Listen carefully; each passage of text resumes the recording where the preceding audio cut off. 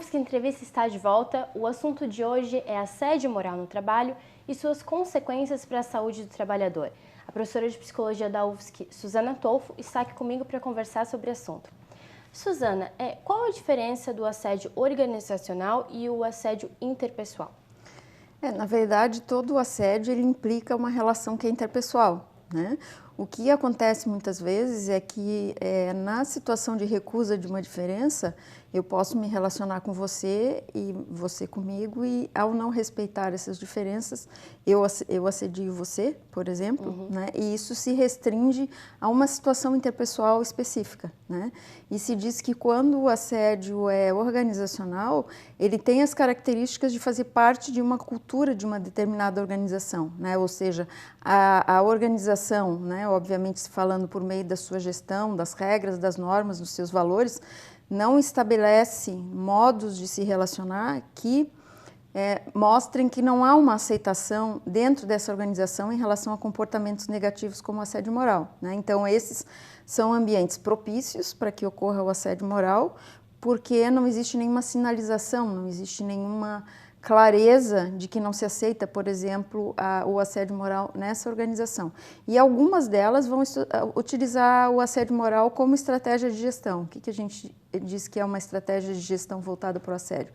É quando dentro da organização se premia aquelas pessoas que vão usar qualquer tipo de prática, qualquer tipo de ação para chegar aos melhores resultados. Não interessa se para isso os trabalhadores vão ser desqualificados, se vai ter problemas relacionados à possibilidade de desenvolver um bom trabalho, suporte organizacional e assim por diante, né? Então, nesse tipo de ambiente, a tendência é que exista no mínimo, uma conivência. E na maioria dos casos, o que a gente observa é que existe um estímulo, né? Faça o que for necessário para alcançar as metas. Então, dentro dessa lógica, cabe muitas vezes, infelizmente, ao gestor, sob pressão, fazer qualquer coisa, né? Inclusive pressionar o trabalhador e usar de violência psicológica, né? Em relação à questão do gênero, tem diferença entre o assédio moral no sexo masculino e no sexo feminino, ou é igual? Tem duas questões. Se identifica que tem mais casos denunciados por mulheres.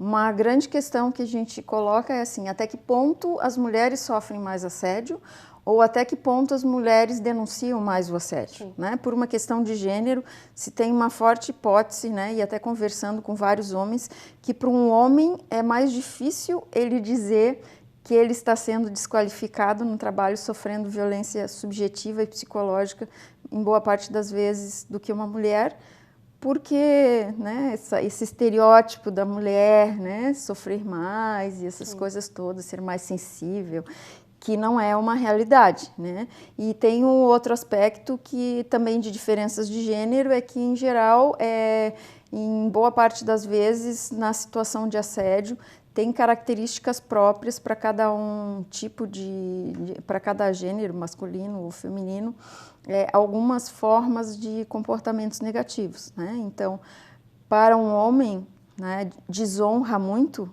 né, você falar determinadas coisas, né, como você questionar a sua masculinidade, né, ou questionar a fidelidade da mulher dele, né? Então, você dizer que um homem é corno, muitas vezes vai aparecer como uma forma de violência psicológica, de brincadeira, insinuações desse tipo, né? Que atentam contra a dignidade. Então, na base do assédio moral também está, em grande parte, né, por meio das desqualificações e os constrangimentos, um ataque à dignidade.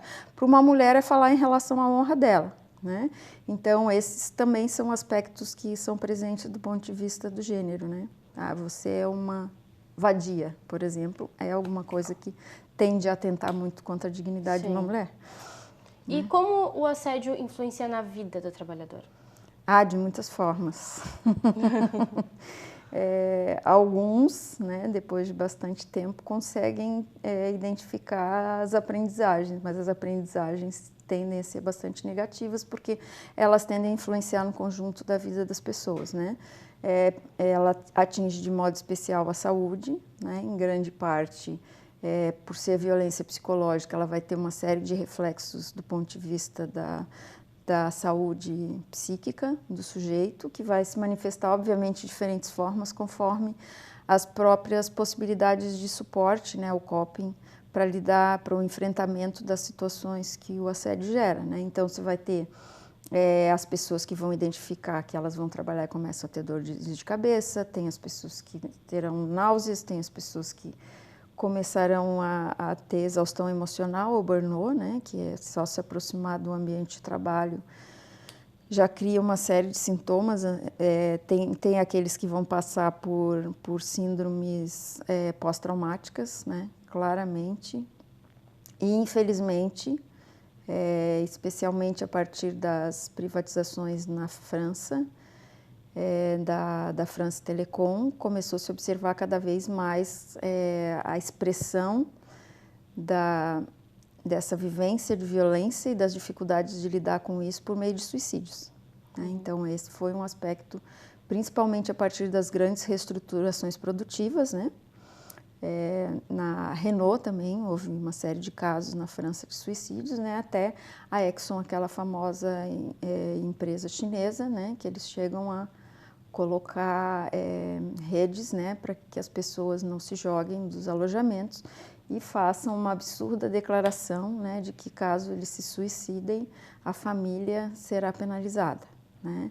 Então, isso obviamente que vai aparecer nas situações de trabalho, né, à medida em que vai crescendo a dificuldade do trabalhador em lidar com aquilo que muitas vezes ele não consegue enxergar muito bem que é, né? Então, eu hoje ainda à tarde conversava com os alunos que trabalham comigo, que eu já vi pessoas chegarem lá dizendo: eu precisava vir aqui para saber o que era assédio, para saber que eu não estou louca, né? Exatamente isso, não estou louca, né?